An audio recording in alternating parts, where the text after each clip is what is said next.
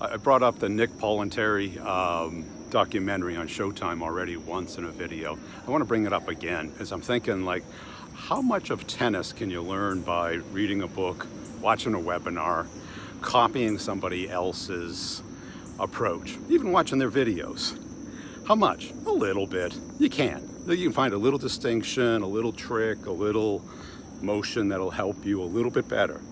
But until you pick up the racket and you go out there in that hot sun and you hit the ball a bunch of times, speaking of the sun, you're not gonna get it. And then you're gonna have to videotape yourself playing. Why? Because then you can see how ridiculous you look, like me. And then all of a sudden you get a little bit of feedback, you get a little bit better, you find little distinctions, and you practice over and over again.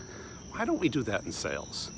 We kind of look at it as this binary thing where you either know it or you don't, or there's this magic trick that researchers